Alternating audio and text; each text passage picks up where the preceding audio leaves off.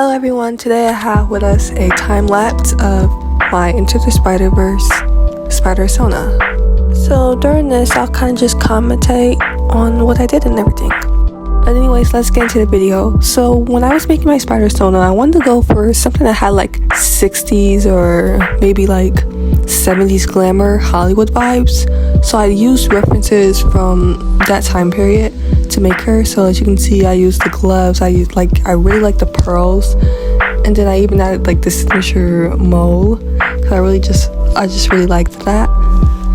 In the beginning of this, I really didn't use references for the pose. However, for this pose right here, I did use a reference because I was trying to figure out what would make her look the most glamorous and make her look like a vintage woman in a way. What would be the best way for her to like jump to a building? So this is like what I came up with after looking at some vintage pictures of some girls jumping and stuff. And then this pose right here, I wanted her to have her on her arms, so I used a reference from like a model and stuff. But then I ended up ended up not following that. I think I just did like one of the arms. And I was like, okay, I'll do that. And then this is the point I struggled on which type of hairstyle I wanted her to have. And as you can see, the face definitely, I was struggling here.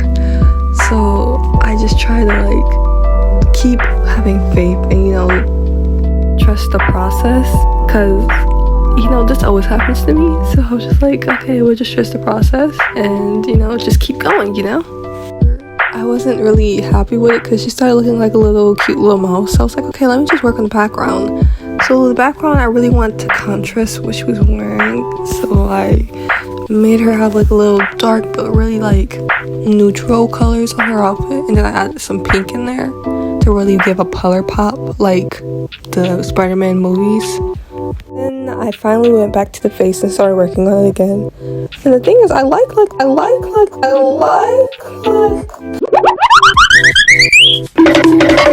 her eyes, but I was starting to think that the brown eyes and her brown hair made her look generic, so I changed her eyes to blue, and you'll see that later on in this video.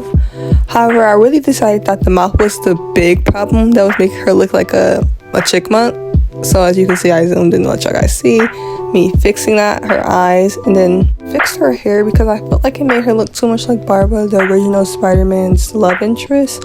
So I started going in my own direction, trying to make her look more original because I wanted to keep the curls and like the coils. However, I had to make it more full so she'll look less like Barbara.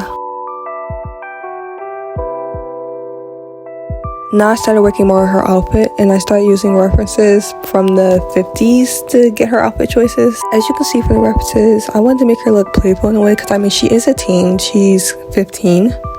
However, as her father is a CEO of a company, she also has to look really luxurious and elegant in a way. So it's kind of like a play on between her actually being a teen and also having to look like an adult in a way. So I added these like little patterns in her dress to make it look more luxurious in a way, and I gave her gloves. And I was really just kind of sprucing up my shading here.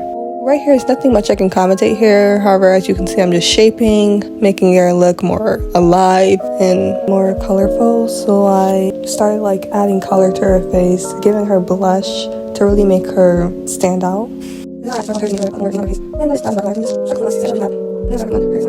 So after I finished drawing her without her suit, I started working on her suit, and I wanted it to be more vibrant, so I changed it to be more like a more blue color other than the color I was going before, which was more neutral in a way.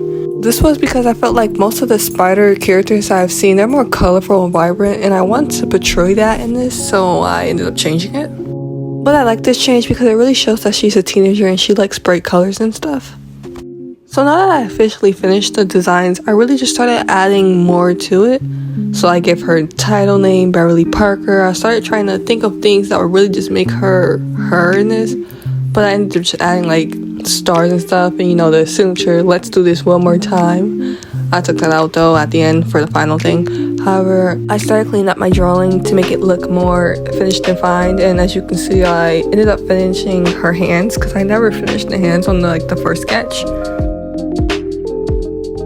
Then when I finally figured I was done, I sat there and wondered, what's gonna be her spider name?